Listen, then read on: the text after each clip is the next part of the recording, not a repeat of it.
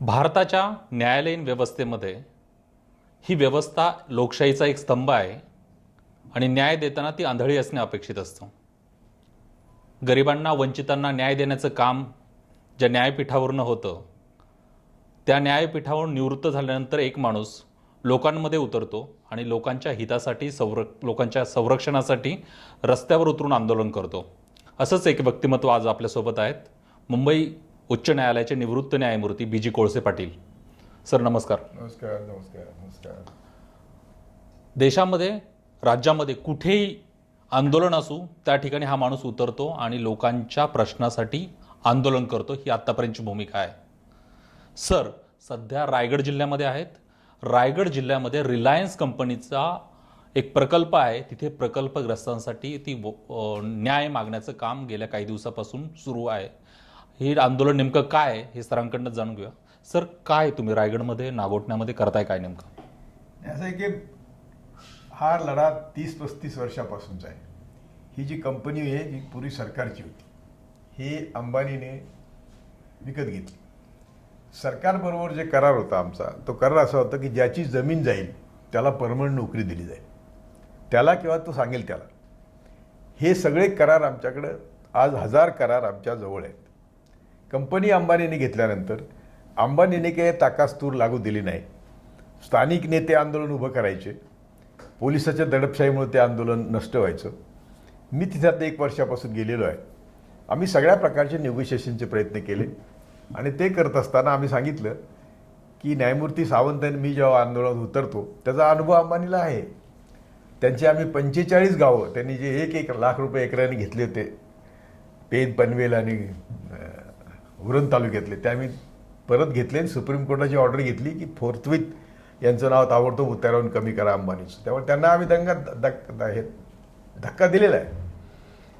ते आत्तासुद्धा पोलिसांचं बळ वापरण्याचा, गावातल्या गुंडांचं बळ वापरण्याचा, राजकीय नेते आमच्यावर लोकांना दडपण नाही करतात. आमच्यावर कोणी आणू शकत नाही, पण लोकांना आणण्याचा प्रयत्न करतात. आम्हाला 30 वर्ष ज्या लोकांना न्याय मिळाला नाही त्यांना न्याय मिळाल्याशिवाय आम्ही उठणार नाही, असे आमचं आता आंदोलन आम्ही उभं केलं आहे. आज 4था दिवस आहे आणि हजारो महिला त्या कंपनीच्या गेटासमोर शांततेच्या मार्गाने बसून आहेत. आळीपाळीने त्यांच्या शौचच्या बाकी सांगोळीला वगैरे जातात, परंतु त्या अजिबात हालायला तयार नाहीत. आणि त्यांना मी सांगितलं आहे की या लढाया म्हणजे भांडवलशाहीमध्ये आणि ब्राह्मणवादाच्या व्यवस्थेमध्ये ही लढाई मागून कुणी काही देत नाही. तर आपण नाक दाबल्याशिवाय त्यांचं तोंड उघडत नाही. आणि त्यासाठी आम्ही संविधानाच्या चौकटीत अहिंसेच्या मार्गाने शांततेपूर्ण असं ठिय्या आंदोलन केलेलं आहे. आम्ही जेवतो तिथेच, आम्हाला सगळ्या प्रकारची बाकी सुविधा गावचे लोक पुरवतात. आणि ज्यांचे नोकऱ्या कबूल केल्या ते मेले हो, त्यांची वंशज आहेत शिल्लक, त्यांची मुलं आहेत, आता नातवंड आहेत. त्यामुळं त्या कराराची अंमलबजावणी व्हावी म्हणून स्वतः कलेक्टर प्रयत्न करतायत, SP प्रयत्न करतायत. काल आमदार तिथं आले होते त्या भागातले रवी पाटील म्हणून, त्यांना मॅनेजमेंटने भेटसुद्धा नाकारली. तिथले जे स्थानिक व्यवस्थापन आहे तेवढं मुजोर आहे आणि त्यांना एवढा एक दंभ आहे, मला आपण म्हणतो गर्व आहे की कामगार जसे काय जणू काय त्यांच्या बापाचे नोकर आहेत. कामगार आहेत ते डिग्निफाईड वेने तिथं आहेत आणि ज्यांच्या जमिनी गेल्यात, मी त्यांना आमच्या लोकांना समजून सांगितलं की ही कंपनी जी उभी आहे ती कोणाच्या जमिनीवर उभी आहे? तर आमच्या जमिनीवर उभी आहे. ही कंपनी कोणी उभी केली होती? सरकारने उभी केली होती. सरकारचे पैसे कोणाचे पैसे? आमचे पैसे आहेत. आणि हे आमचे पैसे आहेत. आत्ता अंबानीकडे कंपनी गेली म्हणजे काय झालं, तर पुन्हा सगळ्या मशिनरीवर कर्ज बँकेचंच आहे, जमिनी आमच्याच आहेत, काम आम्हीच करतो, तयार झाला मला आम्हीच घेतो. मग यांच्या बापाचं काय तिथे? केवळ आमचे नेते नालायक आहेत आणि म्हणून ते अशा सगळ्या प्रकल्प उद्योगपतींच्या गळ्यात मारतात. सार्वजनिक उद्योग विकण्याची तर आज घोडदौड लागलेली आहे आणि सगळे सार्वजनिक उद्योग मोदी सरकार, काँग्रेसने चुणूक दाखवली होती. म्हणजे एखाद्या आपण असं म्हणून खिडकी उघडली, मोदीने दरवाजे उघडून टाकलेत. आणि अशा परिस्थितीमध्ये या प्रकल्पातून आमच्या लोकांना अजूनही नोकऱ्या मिळालेल्या नाही, न्याय मिळालेला नाही. आणि अंबानीचा तिथे दररोज कोटीने फायदा आहे, कोटी रुपयाने फायदा आहे, अनेक कोटी. आमचं प्रपोजल एवढं सरळ आणि साधं आहे की त्यांच्याकडे आता 4,000 कंत्राटी कामगार आहेत. आता कायम कामगाराचा एरा संपवला मोदींनी. आम्ही असं म्हणलं की आमची परिसरातली ही जी वारसांची मुलं आहेत यांना तुम्ही अप्रेंटिस म्हणून लावा, त्यांना तुम्ही ट्रेनिंग द्या, आणि जे तुमच्याकडे 4,000 कंत्राटी कामगार आहेत आमचे 1,000 लावा. फायनान्शियल बर्डन वाढत नाही, तुमच्या कुठल्या शिस्तीला अडथळा येत नाही. परंतु मुजोर व्यवस्थापन काय म्हणतात त्याचं ते आम्ही अनुभवलं आहे. आणि तिथला एक श्रीखंडे म्हणून व्यवस्थापन अधिकारी आहे, तो एवढा मुजोर आहे की तो कुणाला भेटायला तयार नाही आहे. त्याला माहिती नाही की जनशक्ती ही अशी शक्ती आहे की जिला जगात कोणीही हरवलेलं नाही. तुम्ही बेडकासारखे त्या विहिरीत बसलेले आहात, आम्ही समुद्रातून तुम्हाला विनंती करतोय, आणि ती विनंती गरिबांच्या हितासाठी आहे. ते काय करतायत की प्रत्येक वेळी त्यांनी आत्तापर्यंत 30 वर्ष अशीच तोंडाला पानं पुसली, लोकांना उचलायचं, आत टाकायचं, खोटे खटले भरायचे. आम्ही आज सांगितलंय की तुम्हाला अटक करायची असेल तर A to Z आम्हाला सगळ्यांना अटक करायची. ज्या 1,000-2,000 बायका आहेत त्या आम्ही सगळे जेलमध्ये जायला तयार आहोत. आम्ही जामीन पण देणार नाही, परंतु आमची मागणी मंजूर झाल्याशिवाय आम्ही उठणार नाही, आमची भूमिका आहे. सर, आपण पाहतो प्रकल्पग्रस्तांचा प्रश्न नागोठणे असेल किंवा कुठेही जगामध्ये, देशामध्ये, राज्यामध्ये ज्या ज्या ठिकाणी प्रकल्प उभे राहिले ते शेतकऱ्याच्या जीवावरती उभे राहिले, शेतकऱ्याच्या कष्ट करणाऱ्या मातीवर उभे राहिले. ही नाकारण्याची भूमिका भांडवलदारांची दिसते, ती सरकारच्या पाठिंब्याशिवाय शक्य आहे का? अजिबात नाही. मी तेच सांगतो मला की एक गैरसमज आहे आपल्या लोकांचा की सार्वजनिक उद्योग हे तोट्यात चालतात आणि खाजगी उद्योग नफ्यात चालतात. खाजगी उद्योगाची जमीन, आणि सगळ्या महाराष्ट्राला मी विनंती करतो की सार्वजनिक उद्योग आणि खाजगी उद्योगातला फरक काय समजून घ्या. खाजगी उद्योगाची जमीन ही आमचीच असते. खाजगी मालकाच्या जमिनीवरची मशिनरी आमच्याच पैशाची असते. बँक आमची आहे, बँकेत पैसे आमचे आहेत. कुठल्या उद्योगपतीचे पैसे नसतात, गोरगरिबांचे पैसे बँकेत असतात. ते उद्योगपतींना कर्ज म्हणून दिले जातात, आणि ते कर्ज दिल्यानंतर ते कर्ज फेडत पण नाहीत. त्याची मशिनरी उभी असते, त्या मशिनरीवर आम्ही काम करतो, त्यात तयार झाला माल आम्ही घेतो. सार्वजनिक उद्योगामध्ये जमीन सरकारची आहे, मशिनरी पुन्हा बँकेच्या पैशाची आहे, आम्हीच काम करतो, तयार झालेला माल आम्हीच घेतो. त्यामुळं मुठभर भांडवलदारांना सगळा देश विकायचा जो घाट घातला तो किती भयानक आहे लक्षात ठेवा. जे सगळे सार्वजनिक उद्योग आहेत ते आमच्या रक्ताबासातून उभे राहिलेले आहेत, आणि ते आता या हरामजाद्यांच्या गळ्यात, भांडवलदारांच्या गळ्यात घालण्याची मी एक बेसिकली ॲक्टिव्हिस्ट आहे. मी न्यायमूर्ती म्हणून कधी याच्यात पडलेलं नाही. माझी भाषा थोडी तुकारामाची आहे, परंतु ही बांडगुळं आम्हाला आमचं किती दिवस शोषण करणार आहेत, आणि ते शोषण थांबवण्यासाठी आम्ही आमचा शेवटचा श्वास द्यायचा ठरलेला आहे.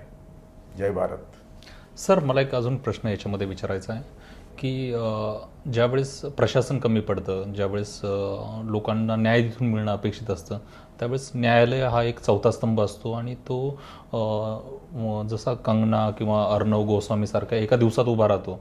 तर वर्षानुवर्ष हे आंदोलन करणाऱ्या शेतकऱ्यांच्या पाठीशी ही व्यवस्था का उभी राहत नाही? त्याचं एक तुम्हाला मी सांगतो आता की मी स्वतःच न्यायमूर्ती होतो. ही जी व्यवस्था आहे, ब्राह्मणवादी आणि मनुवादी आणि मनीवादी आपण असं म्हणू, ह्या मनुवादी व्यवस्थेमध्ये आणि मनीवादी व्यवस्थेमध्ये सर्वसामान्यांना न्याय ही कल्पनाच रुजलेली नाही. अगदी मनुस्मृतीचा मी तुम्हाला श्लोक दाखवतो की ब्राह्मण नेहमी भ्रष्टच असतो, पण तरी तो पूज्य असतो. तेव्हा अशा सगळ्या या भ्रष्ट यंत्रणेकडे सत्ता गेलेली आहे. आम्ही काय म्हणत होतो इतक्या दिवस की सब हवा में नंगे है, परंतु हे सगळे बाहेर नंगे होते. एका राजाची गोष्ट आहे की एका राजाची त्याच्या प्रधानाने नंगी मिरवणूक काढली आणि सांगितलं की तुमच्या अंगावर वस्त्र आहेत, ज्याला दिसणार नाही तो पापी आहे. एका छोट्या मुलाने सांगितलं राजा नंगा आहे म्हणून. तसं आज आमची न्यायसंस्था असो, आमची ब्युरोक्रेसी असो, आमचे लोकप्रतिनिधी असोत, आमचा मीडिया असो, सगळे नंगे आहेत. फक्त तुम्ही नंगे आहात ते सांगायची कोणाची हिंमत नाही. ती आम्ही करतोय, म्हणून आमचं सर्व काही पणाला लावलेलं आहे. आम्हाला दररोज मरण्याची भीती आहे, मारण्याची भीती आहे, तरीसुद्धा आम्ही सर्वांना सांगू इच्छितो की या सगळ्या संविधानिक संस्था आणि मीडिया ह्या नंग्या आहेत, ह्या तुमच्यासाठी नाहीत.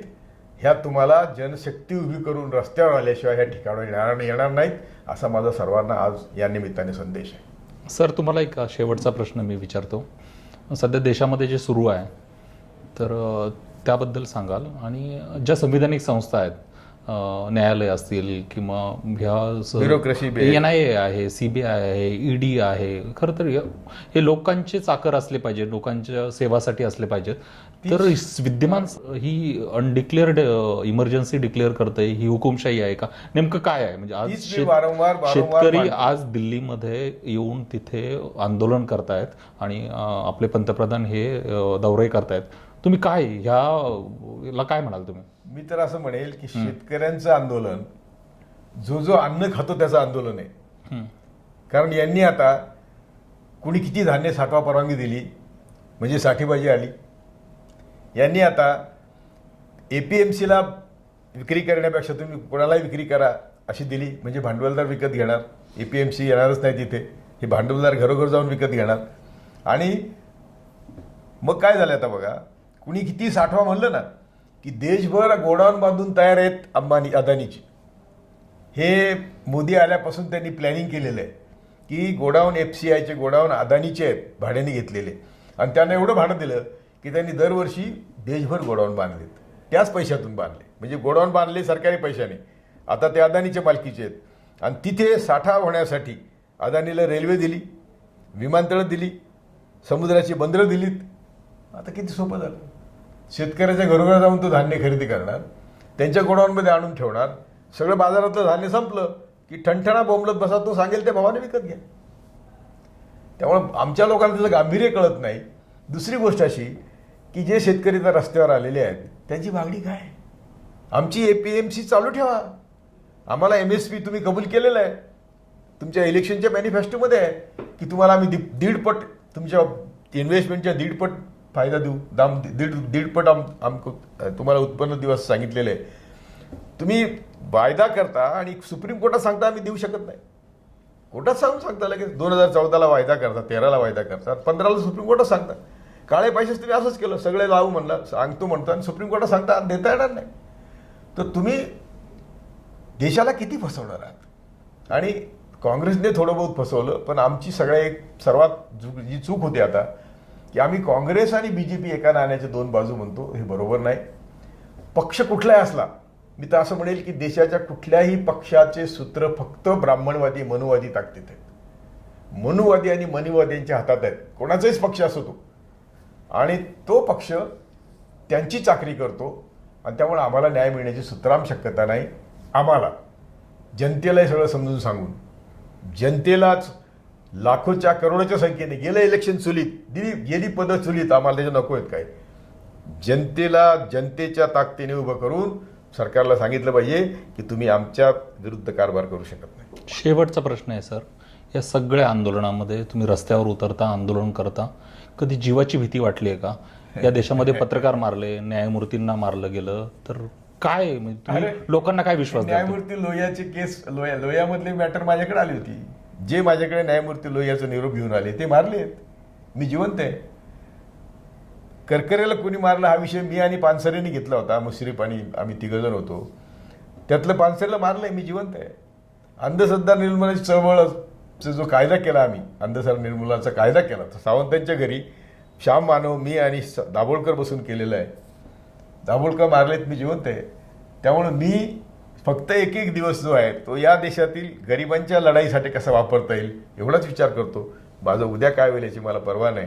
आणि मी अगदी 100% सत्य सांगतो की माझा शेवटचा श्वास या देशातील गरिबांच्या उद्धारासाठी खर्च होणार आहे. कोळसे साहेब, धन्यवाद. आज मॅक्स महाराष्ट्रामध्ये आलात, आपण वेळ दिलात आणि शोषित, वंचित आणि गरीब शेतकऱ्यांसाठी शेवटच्या श्वासापर्यंत लढण्याची ग्वाही दिली आहे. हुकुमशाही व्यवस्थेविरोधात लढून हा लढा ही जनता जिंकेल असाही विश्वास त्यांनी व्यक्त केला आहे. आपण इथे थांबूयात. आपण मॅक्स महाराष्ट्राच्या फेसबुक पेजवर लाईक करा, यूट्यूब चॅनल सबस्क्राईब करा आणि पाहत राहा मॅक्स महाराष्ट्र.